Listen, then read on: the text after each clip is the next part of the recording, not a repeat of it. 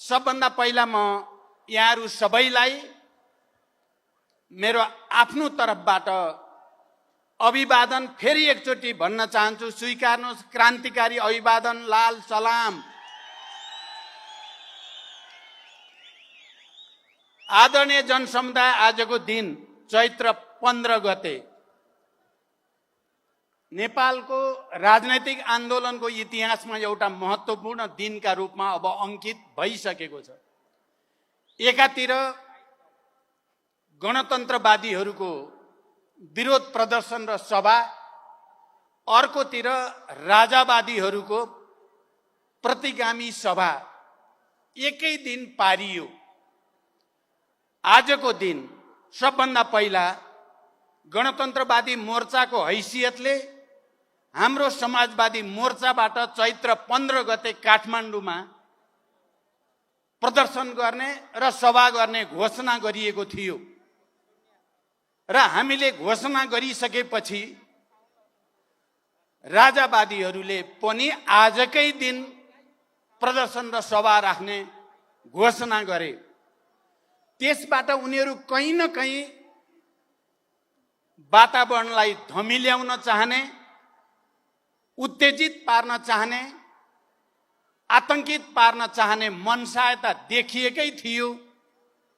तर आज मैले यहाँ बोल्दै गर्दा मैले सेक्युरिटीसँग लगातार बुझिरहेको छु। 12 वर्ष ढुङ्ग्रामा हाले पनि कुकुरको पुच्छर बाङ्गै भने जस्तो त्यहाँको सभा मण्डले अराजकताको पराकाष्ठा भएको छ। तीनकुने अहिले मण्डले अराजकताको, सबै प्रतिगामी निरङ्कुशतावादीहरूको एउटा प्रतीक जस्तो बनेर देखिएको छ। त्यहाँ घरमा आगो लगाएका छन् मण्डलेहरूले, त्यहाँ पुलिसमाथि ढुङ्गा प्रहार गरेका छन् मण्डलेहरूले। उनीहरूले चाहेका छन् के 1-2 जना मान्छे मरुन् र देशभरि आतंक फैलियोस् भन्ने चाहेका छन्। त्यो राजावादीहरूको चरित्र हो। हामी यहाँ आदरणीय जनसमुदाय 50,000 लाखको वरिपरि हामी यहाँ जम्मा छौँ। तर बडो शिष्ट, बडो संयमित, बडो अनुशासित र आफ्नो उद्देश्यप्रति समर्पित नागरिकहरूको एउटा विशाल सेना यहाँ खडा छ। त्यसकारण तुलना गर्नुहोस् गणतन्त्रवादीहरूको चरित्र, राजावादी मण्डलेहरूको चरित्र। आजै चैत्र 15 गते सम्पूर्ण नेपाली जनताले देख्ने गरी, सम्पूर्ण नेपाली जनताले बुझ्ने गरी काठमाडौँमा प्रदर्शित भयो। म उनीहरूलाई चुनौतीको साथ फेरि एकचोटि भन्न चाहन्छु, नेपाली जनताको र नेपालका राजनीतिक दलहरूको उदारतालाई कमजोरी ठानेर इतिहासलाई पछाडि फर्काउने दुस्साहस नगरियोस्। मैले ज्ञानेन्द्र शाहलाई मधेसमा अभियानमा अगाडि बढ्दै गर्दा भनेको थिएँ, विगतमा उनले धेरै गल्ती गरे र त्यो गल्तीको परिणाम उनले भोगिरहेकै छन्।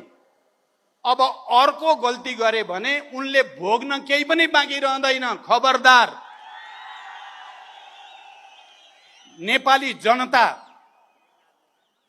जनताका पनि सबभन्दा सामन्ती निरङ्कुशताबाट अत्याचारमा पिसिएका, शोषण र दमनको मार खेपेर त्यसको प्रतिरोध गर्ने क्रान्तिकारी युद्धमा होमिएका नेपाली जनता, नेपालका तमाम दलितहरू, नेपालका तमाम महिला, श्रमजीवी महिलाहरू, मधेसीहरू, आदिवासी जनजातिहरू, मुस्लिमहरू, थारूहरू, मजदुरहरू, किसानहरू जसरी युद्ध र आन्दोलनको भट्टीबाट खारिएर निरङ्कुश तन्त्रमाथि धावा बोलेर त्यसमाथि विजयको झण्डा गाडेर अगाडि बढेको नेपाली जनता पछि फर्किने छैन।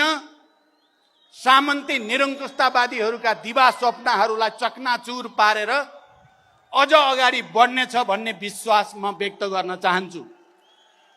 मैले यो विश्वास व्यक्त गर्दै गर्दा हिजो जनयुद्धको नेतृत्वको हैसियतले, शान्ति सम्झौताको हस्ताक्षरकर्ताको हैसियतले, सङ्घीय लोकतान्त्रिक गणतन्त्र घोषणाको एउटा नेताको हैसियतले, संविधान निर्माणको एउटा नेताको हैसियतले म आदरणीय जनसमुदायलाई यो मञ्चबाट, यहाँ उपस्थित जनसमुदाय र देशभरिका जनतालाई पनि भन्न चाहन्छु कि समस्या हामीले कहीँ न कहीँ विगतमा केही त्रुटि गरेको हुनाले पनि पैदा भएका छन्। म पुरै इमानदारीका साथ समाजवादी मोर्चाको तर्फबाट र मेरो तर्फबाट पनि तपाईहरुसँग गम्भीर आत्मसमीक्षा पनि गर्न चाहन्छु। सायद हामी गणतन्त्रवादीहरूले जनताका आशा अपेक्षा अनुसार काम गर्न नसकेकै कारण इतिहासको कूडा कर्कटमा मिल्काइएका तत्त्वहरू पनि टाउको उठाउने दुस्साहस गर्न पाए। त्यसकारण अरूलाई गाली गर्नुभन्दा पहिला म सम्पूर्ण जनसमुदायसँग गणतन्त्रवादी नेताको हैसियतले पहिला आत्मआलोचना गर्न चाहन्छु, आत्मसमीक्षा गर्न चाहन्छु र हामी ती गल्तीबाट शिक्षा लिएर फेरि एकचोटि जनताका पक्षमा, मजदुर किसानका पक्षमा, उत्पीडित वर्ग, जाति, क्षेत्र, लिङ्ग, समुदायको पक्षमा, सम्पूर्ण शहीद परिवार, बेपत्ता योद्धा परिवार, शहीदका सपना, बेपत्ता योद्धाका सपना, घाइते अपङ्गका सपना, सम्पूर्ण नेपाली जनताका सपना पूरा गर्न अर्को एउटा नयाँ क्रान्तिको नेतृत्व गर्न हामी तयार भएको घोषणा म गर्न चाहन्छु। आफ्ना कमजोरीहरू सच्याउँदै वर्गतिर फर्कने, आफ्नो विचार र राजनीतिक मुद्दातिर फर्कने। मैले यो कुरा यो मञ्चबाट औपचारिकताका लागि भनिराखेको छैन।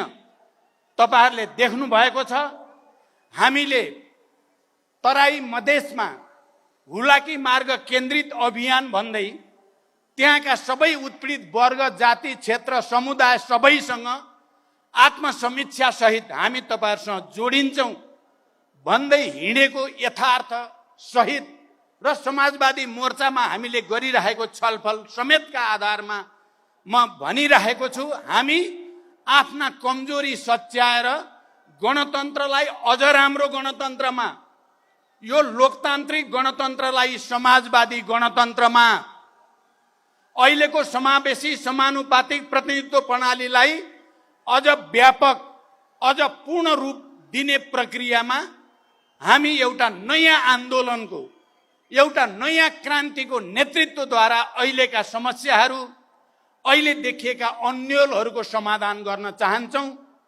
र मैले आफ्नो पार्टीभित्र, समाजवादी मोर्चाभित्र छलफल गर्दा र जनसमुदायको बीचमा पनि मैले भनेको छु, एउटा अर्को क्रान्ति हामीले हिजो जनयुद्ध र जनआन्दोलनको माध्यमबाट सामन्ती निरङ्कुश तन्त्रको ढाड त भाँचेकै हो, त्यसलाई इतिहासको कूडा कर्कटमा फालेकै हो, तर हामीले एउटा चीज गर्न बाँकी थियो।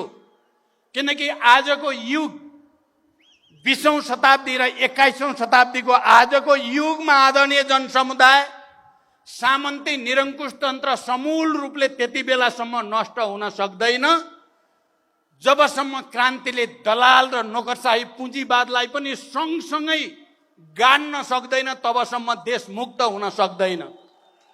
हामीले सामन्ती निरङ्कुश तन्त्रलाई त पछारेकै हो नेपाली जनताले, तर यो देशमा दलाल पुँजीवाद, नोकरशाही पुँजीवाद, जो वैदेशिक प्रतिक्रियावाद र साम्राज्यवादसँग हजार किसिमले जोडिएको हुन्छ आजको युगमा, त्यो दलाल पुँजीवादको साइनो, त्यसको घाँटी सामन्ती निरङ्कुशतावादीहरूसँग पनि जोडिएको हुन्छ। तपाईँ हामीले अहिले हेर्यो भने व्याख्या गर्ने समय छैन। तपाईँ चाहे संयुक्त राज्य अमेरिकाको अहिलेको चुनाव र त्यसको परिणाम हेर्नुहोस्, या युरोपमा भएका थुप्रै देशका चुनाव र परिणाम हेर्नुहोस्, या अन्यत्र हेर्नुहोस्, हिजोको तथाकथित उदार पुँजीवाद भन्नेहरू अहिले अन्धराष्ट्रवादतिर र एकदम सङ्कीर्ण निरङ्कुश तन्त्रतिर जाने ट्रेन्ड विश्वभरि देखा परेको छ र नेपालका सामन्ती तत्त्वहरू पनि तिनै अन्तर्राष्ट्रिय प्रतिक्रियावादसँग घाँटी जोडेर तिनीहरूको सहयोग लिएर नेपाली जनताका विरुद्ध, नेपालको लोकतान्त्रिक आन्दोलनका विरुद्ध दलालहरूलाई, नोकरशाहहरूलाई पक्ष पोषण गर्ने र यो देशलाई पनि एउटा अन्धराष्ट्रवादी, अतिवादी देशमा बदल्ने दुस्साहस गर्दैछन्। त्यसकारण आदरणीय जनसमुदाय एउटा अर्को आन्दोलन, सामन्ती निरङ्कुशतालाई सम्पूर्ण रूपले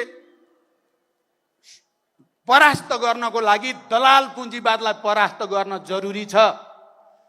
मलाई लामो व्याख्या गर्ने, सैद्धान्तिक व्याख्या गर्ने समय छैन, सायद यो मञ्च त्यसको लागि पनि होइन। म यति भन्न चाहन्छु, हामी गणतन्त्रवादीले केही कमजोरी गरेको हुनाले दलालहरूले पनि, नोकरशाहहरूले पनि र बिचौलियाहरूले पनि थुप्रै लाभ लिने अवसर प्राप्त गरे। यो निष्कर्ष सहित मैले र हामी सहभागी दलहरू सरकारको नेतृत्व पछिल्लो पटक गर्दै गर्दा भ्रष्टाचारका विरुद्ध सुशासनका पक्षमा एउटा लडाईँ छेडेकै हो। हामीले सामाजिक विभेदका विरुद्ध सामाजिक न्यायका पक्षमा, यो देशका सबै उत्पीडित वर्ग समुदायका पक्षमा, चाहे त्यो मिटर ब्याजको कुरा होस्, चाहे त्यो नागरिकताको समस्या कुरा होस्, चाहे त्यो सामाजिक सुरक्षासँग सम्बन्धित कुरा होस्, हामीले केही रिकर्ड बनाउन खोजेकै हो। सबभन्दा ठुलो कुरो भ्रष्टाचारका विरुद्ध हामीले एउटा अभियान चलायौं जसले दलालहरूको स्वार्थमा प्रहार गर्यो। आदरणीय जनसमुदाय, म गम्भीर कुरा यहाँहरूसँग अपिल गर्दैछु, दलाल पुँजीपतिहरूको र तिनका बिचौलियाहरूको स्वार्थमा प्रहार गर्यो। तिनीहरूको सेटिङ, रातारात अरबौं कमाउने खेल मैले 3 चोटि प्रधानमन्त्री हुँदा जो देखेँ, यो खेल भत्काउनै पर्छ भन्ने सङ्कल्प सहित यो षड्यन्त्र र यो सेटिङ 2-4 जनाले नेपाली जनताको रगत पसिना चुसेर अरबौं रातारात कमाउने सेटिङवाला खेल, म एउटा कम्युनिस्ट नेता हुनुको नाताले, गणतन्त्रवादी नेता हुनुको नाताले, हजारौं शहीदहरू हाम्रो नेतृत्व अन्तर्गत बलिदान गरेको र त्यसको जिम्मेवारी भएको नाताले पनि मैले र हाम्रो पार्टीले, हाम्रो सरकारले यो पटक भ्रष्टाचारीका विरुद्ध, चाहे त्यो राजनीतिक दलसँग सम्बन्धित भ्रष्टाचारी होस्, चाहे त्यो कर्मचारी तन्त्रभित्रको भ्रष्टाचारी होस्, चाहे त्यो भूमाफिया होस्, राज्यको र जनताको सम्पत्ति व्यक्तिका नाममा गरेर करोडौं अरबौं कमाउनेहरू हुन्, चाहे ती बिचौलिया हुन्, त्यो सेटिङ भत्काउन खोजेकै हो र यही खोजे बापत नै ती सबै तत्त्वहरू मिलेर हामीलाई तथाकथित संख्याको बलमा सरकारबाट बाहिर जान बाध्य पारे। मैले सदनमा विश्वासको मत लिँदै गर्दा भनेको तपाईहरू सबैले सुन्नु भएकै छ। म त्यतापट्टि पनि अहिले समय लिन चाहन्न। अहिले माधवजीले भन्नुभयो, केपीजीले स्वर्ग र नर्कको कुरा 4 घण्टा बसेर भनेको कुरा, उहाँले व्याख्या जे भएको त्यही भन्नुभयो, तर निष्कर्ष त्यो होइन। किन होइन भन्छु भने, मलाई नर्कतिर उनी स्वर्गतिर गएको होइन, उनी नर्कतिर मलाई स्वर्गतिर फर्काइदिए हो। मलाई जनतातिर फर्कन बाध्य पारे। आफू दलाल पुँजीपति बिचौलियाको सेटिङमा गएर उनी दलालको पनि दलाल भए, नर्क त उनी गए। मलाई र हाम्रो आन्दोलनलाई स्वर्गमा जान प्रेरित गरे, त्यस अर्थमा त धन्यवाद छ केपी ओलीलाई। सायद उनले त्यसो नगरेको अझै हामी रुमल्ली राख्थ्यौं कि। त्यसकारण नकारात्मक गुरु त मान्न पर्छ उनलाई। अहिले पनि उनी उल्टो गरी हिँडेका छन्, उल्टो। अहिले अब धेरै कुरा भन्न समय छैन। कुलमानसम्म आउँदा सबै कुरा क्लियर भएको छ, जनता सबै क्लियर छ। कतिपयले भन्छन् यो कुलमानको व्यक्तिको कुरा, महत्त्वको कर्मचारीको भनेर पनि भन्ने गर्छन्, उनीहरूले भ्रम छर्न खोज्छन्। यो सवाल कुलमान व्यक्तिको होइन, सुशासन र कुशासनको हो। भ्रष्ट र दलालहरू र राष्ट्रभक्त र देशभक्तहरूको कुरा हो। यो लडाईँ त्यो हो। आज उनको पक्षमा देशभरि जनतामा किन सहानुभूति पैदा भयो? एउटा मामुली सहसचिव, त्यसको पक्षमा यत्रो जनमत किन भयो भन्दा यो लडाईँ व्यक्तिको लडाईँ होइन, यो प्रणालीको लडाईँ हो, यो प्रवृत्तिको लडाईँ हो, यो सुशासन र कुशासनको बीचको लडाईँ हो। म अझै पनि गणतन्त्रमा सँगै हिँडेका, शान्ति सम्झौतामा सँगै हिँडेका ती दलहरूलाई एकचोटि छातीमा हात राखेर आफ्ना गल्ती कमजोरीको समीक्षा गर्न म आग्रह गर्न चाहन्छु। तपाईहरू गणतन्त्रवादी हुनुहुन्छ त अब तपाईहरू त गणतन्त्रको मर्म, लोकतन्त्रको मूल्य मान्यताका विपरीत दलालहरू र बिचौलियाको हितका निम्ति काम गर्ने चुत्थो दलालका दलाल बन्नु भएको छ, विचार गर्नु भएको छ। म यो मञ्चबाट तपाईहरुलाई फेरि पनि एकचोटि आत्मसमीक्षा गर्न, हामी कहाँ पुगियो, किन जनतामा यति धेरै असन्तुष्टि, यति धेरै विरोध, आक्रोश पैदा भइराखेको छ भन्ने कुराको समीक्षा गर्न र आफूलाई जनतातिर फर्काउन, लोकतान्त्रिक मूल्यतिर फर्काउन। अझै पनि किनकि तपाईहरू हिजोका संविधान सभा र गणतन्त्रका सहयात्री हुनुको नाताले हामीले अहिलेसम्म तपाईहरूलाई खबरदारी मात्रै भनेका छौँ।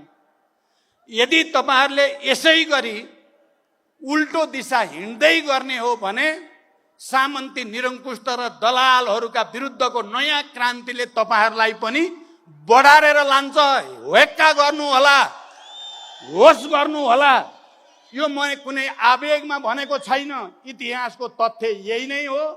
तपाईहरू जनतातिर फर्किनु भएन, आफ्नो आत्मसमीक्षा गर्नु भएन र बिचौलियाका 2-4 करोड 2-4 अरबको पछि दौडिराख्नु भयो भने तपाईहरूको हविगत पनि सामन्ती, निरङ्कुशतावादीहरू, तानाशाहहरू, दलालहरू जस्तै अबको क्रान्तिको तारो तपाईहरू पनि हुनुहुन्छ। हाम्रो चाहना छ तपाईहरूका विरुद्ध तीर सोझ्याउन नपरोस्।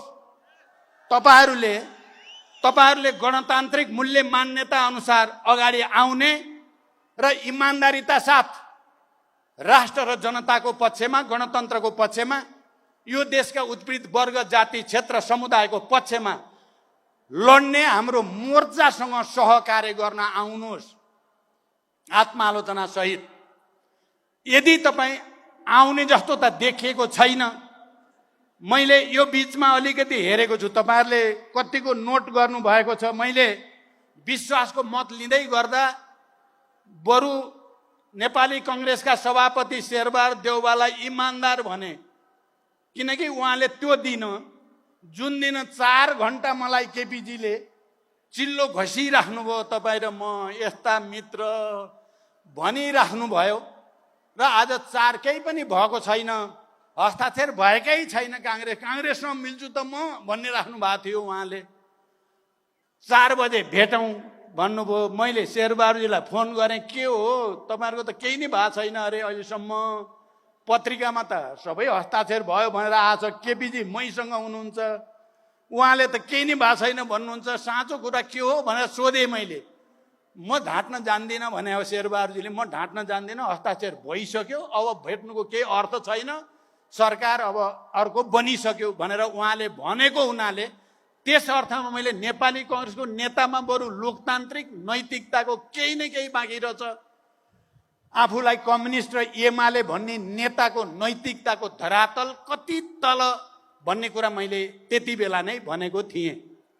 अहिले पनि तपाईहरूले हेर्नुभयो, हामीले भन्यौँ सदनमा, सबै प्रतिपक्षी दलहरू सबै मिलेर भन्यौँ, कुलमानको विषय व्यक्तिको विषय होइन, यो कुशासन र सुशासनको विषय हो। त्यस कारण प्रधानमन्त्रीले आएर जवाब दिन पर्यो।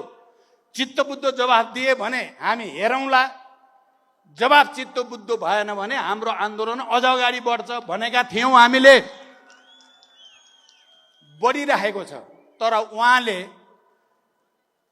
लोकतन्त्रको र यो अहिलेको संविधानको मर्म अनुसार प्रधानमन्त्री जवाफदेही हुनुपर्ने सदनप्रति हो, प्रतिनिधि सभाप्रति जवाबदेही हुनुपर्ने ठाउँमा त्यहाँ चाहिँ म जान्न, त्यहाँ म जवाब दिन्न, म जाँदै जान्न भएर बाहिर पब्लिकली भनेपछि उहाँमा लोकतन्त्रको, संविधानवादको या यो प्रवृत्ति केही पनि छैन भन्ने कुरा प्रष्ट भयो र हामीले भन्यौँ यदि उहाँले आएर जवाब दिने होइन भने हाम्रो आन्दोलन अझ अगाडि बढ्दै जान्छ, छोडिँदैन भनेर हामीले भनेका छौँ। यसबाट पनि बुझिन्छ कि हिजो संसद विघटन पटक पटक संविधान मिचेर गरेर सबै लोकतान्त्रिक परिवर्तनलाई सखाप पार्ने अहिले उल्टो काम हाम्रो प्रधानमन्त्रीजीले गर्नुको अर्थ उहाँ राजावादीसँग मिले त होइन भन्ने गम्भीर प्रश्न उठ्याछ। भित्रभित्रै उहाँ हिजो पनि कहीँ न कहीँ मिल्न खोज्नुहुन्थ्यो। किनभने गणतान्त्रिक आन्दोलन हाम्रो माधव नेपालजीको नेतृत्वमा चल्दै गर्दा बैलगाडावाला सिद्धान्तको प्रतिपादक हो नि केपीजी, आउन सक्दैन गणतन्त्र। त्यहाँ उहाँलाई गणतन्त्रसँग रिस छ। उहाँले यो गणतन्त्र भनेपछि माओवादी देख्नुहुन्छ, माओवादी भनेपछि प्रचण्ड देख्नुहुन्छ, त्यसपछि कसरी सखाप पार्ने भन्ने बाहेक उहाँको दिमागमा छैन। त्यसो अहिले उल्टो काम गर्दैछ त राजावादीलाई फाइदा हुने भयो। त्यो त होइन, प्रश्न छ। त्यो कुरा उहाँले पुष्टि गर्न सक्नुपर्छ। उहाँ गणतन्त्रवादी नै हो भन्ने कुरा पुष्टि गर्नको लागि उहाँले प्रतिनिधि सभालाई सम्मान गर्नुपर्छ, सम्पूर्ण प्रतिपक्षको आवाजहरूलाई सम्मान गर्नुपर्छ अनि सदनमा आएर जवाब दिनुपर्छ। तर दिने लक्षण छैन, उहाँको अहङ्कारले त्यो दिँदैन। यस्तै अहङ्कारले चिजहरू बिग्रिरहेको छ। खैर जे होस्, आदरणीय जनसमुदाय, अब म दुई तीनटा कुरा भनेर टुङ्ग्याउन चाहन्छु। पहिलो कुरा, अहिले एउटा चलिरहेछ संविधान संशोधनको कुरा। एमाले र कङ्ग्रेसको बिचमा उहाँहरूले सम्झौता गर्दै गर्दा त्यो काङ्ग्रेस र एमालेको बिचमा सम्झौता कसले गरायो, कसको घरमा भयो, कति बजे भयो भन्ने नेपाली जनतालाई थाहा भइसकेको छ। दलालहरूको घरमा भयो, बिचौलियाहरूले भूमिका खेले र उनीहरूकै अनुसार रातको अँध्यारोमा 12 बजे भएको हो भन्ने सबैलाई थाहा छ। यो सबै लोकतान्त्रिक मान्यता विपरीत हो भन्ने कुरा पनि नेपाली जनतालाई थाहा भएकै छ। र उहाँले त्यति बेला संविधान संशोधनको निकै ठुलो कुरा गर्नुभयो, हामी मिलेर संविधान संशोधन गर्ने।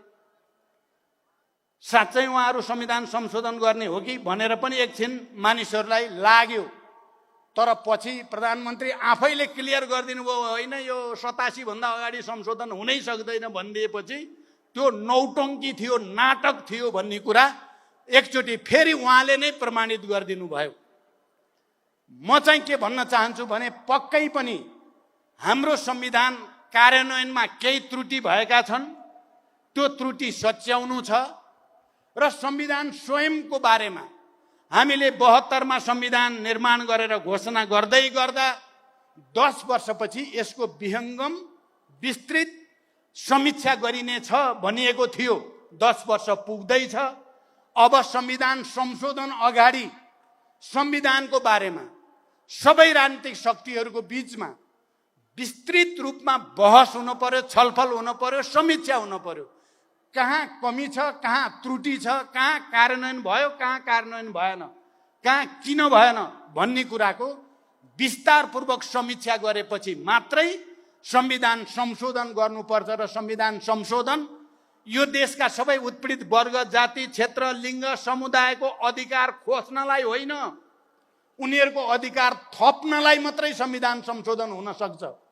लोकतान्त्रिक मूल्य मान्यतालाई कमजोर पार्न होइन, लोकतन्त्रलाई सुदृढ गर्न मात्रै संशोधन हुन सक्छ। आर्थिक विकास र समृद्धिको निम्ति एउटा नयाँ खाका प्रस्तुत गर्ने हिसाबले चाहिँ संशोधन हुनुपर्दछ। मलाई व्याख्या गर्ने समय भएन, त्यसकारण म आज यो ऐतिहासिक सभामा, यो ऐतिहासिक मञ्चबाट तपाईँ आदरणीय जनसमुदायसँग अपिल गर्न चाहन्छु। हामी हाम्रो कमजोरी पनि सच्याउन चाहन्छौँ, संविधानमा भएका कमी कमजोरी पनि सच्याउन चाहन्छौँ र यो देशमा सार्वभौम भइसकेका, रैतीबाट नागरिक भएका र सार्वभौम अधिकार सम्पन्न भएका नेपाली जनतालाई रैती बनाउने कुनै पनि दुस्साहस सफल हुने छैन, सफल हुन दिइने छैन, सफल हुन दिइने छैन। मेरो यो भनाइलाई सामान्य एउटा व्यक्तिले बोलेको नठानियोस्। यो एउटा आन्दोलन हो। ती हजारौं शहीदहरूको सपना हो। यो हजारौं बेपत्ता योद्धाहरूको सपना हो। त्यसकारण त मैले भनेको छु, म 70+ भए पनि एउटा अर्को क्रान्तिको नेतृत्व गरेर माथि जान चाहन्छु। म यो त्यत्तिकै भएको छैन। तपाईँ हेर्नुभयो भने बिहान 5 बजेदेखि बेलुका 11 बजेसम्म तराईमा, मधेसमा, जनताको घरमा, शहीदहरूको घरमा टोयलेट जस्तो उनीहरू खुलै टोयलेटमा पनि हामी बसियो। जे खान्छन् त्यही खाइयो। त्यत्तिकै गरिएको छैन। तानाशाहहरूलाई याद रहोस्, त्यत्तिकै गरिएको छैन। एउटा अर्को क्रान्तिको तयारीको लागि नेपाली जनतासँग सिक्न मैले भन्ने गरेको थिएँ। हामी काङ्ग्रेस र एमालेसँग अलि बढी समीकरण गर्दा अलिअलि काङ्ग्रेसको रोग, अलिअलि एमालेको रोग सर्यो। यो रोगको उपचार कहाँ गएर गर्ने? अब वीर हस्पिटलमा गएर त यो उपचार हुनेवाला छैन। टिचिङमा पनि हुँदैन। यो उपचार गर्ने भनेको जनताको घरमा गएर मात्रै उपचार हुन सक्छ भनेर हामीले सोचे सम्झेर जनताको घरमा फर्किएको हो। यत्रो ठुलो आन्दोलनको नेतृत्व गरेका हामी पार्टी र नेताहरू हेरी तानाशाहहरूलाई, निरङ्कुशहरूलाई, अब मैले अस्ति प्रयोग गरेको भाषा त आज प्रयोग गर्दिनँ। आजै चाहिँ फेरि प्रयोग गरौँला। तर यो देशलाई 240 वर्षमा एउटा संसारको सबभन्दा भ्रष्ट, कङ्गाल, गरिब देश बनाउनेहरूलाई नेपाली जनताले छुट दिने छैन। हामी छुट दिने छैनौँ। हामी भित्र लागेको धुलो मैलो टकटक्याएर फेरि जनतामा गएर जनताको विशाल शक्ति निर्माण गर्नेछौँ। हामी आज मण्डलेहरूले 3 कुनेमा प्रदर्शन गरेको मण्डले गुण्डागर्दीलाई छुट दिने छैनौँ। उनीहरूले जनताको घरमा आगो लगाएका छन्। उनीहरू अरू आगजनी गर्न खोज्दैछन्। उनीहरूले चाहेका छन् 2-4 जना आफ्नै मान्छे मरे नि मरुन् बरु, तर यहाँ आतंक र अराजकता होस्, त्यसलाई छुट दिन सकिँदैन। त्यसकारण पुरै गम्भीरताको साथ, इमान्दारिताको साथ हामी अब सामन्ती अवशेष, दलाल नोकरशाहका विरुद्ध एकैचोटि एउटा नयाँ क्रान्तिको तयारी, एउटा नयाँ आन्दोलनको तयारी हामीले गर्नु नै छ। हामी समाजवादी मोर्चा यसको निम्ति सम्पूर्ण रूपले समर्पित भएर अगाडि बढ्ने संकल्प गरेका छौँ। तपाईहरुले 4 जना नेताको कुरा सुन्नुभयो। हामी सबैको मूल कुरा एउटै छ। तर मैले भन्नु पर्दा, मैले माओवादी जनयुद्धको कमान्डरको हैसियतले पनि मैले अब फेरि अर्को युद्धको आवश्यकता त अहिले देखेको छैन। शान्तिपूर्ण क्रान्ति आवश्यक छ। ईदको जवाब पत्थरले दिने गरी उनीहरूले 1000 जुटाउँछन् भने हामी 10,000, उनीहरू 10,000 जुटाउँछन् भने हामी 1 लाख, उनीहरू 1 लाख जुटाउँछन् भने हामी 10 लाख, उनीहरू 10 लाखको कुरा गर्छन् भने हामी 1 करोड ल्याएर तिनको जवाब दिन्छौँ। हामी सडकबाटै जवाब दिन्छौँ। म आदरणीय जनसमुदाय, हामीले नेपालको अर्थतन्त्रको दृष्टिकोणले पनि हामीले आत्मनिर्भर राष्ट्रिय अर्थतन्त्र तलैबाट बनाउनु छ। स्थानीय तहदेखि नै कृषिमा,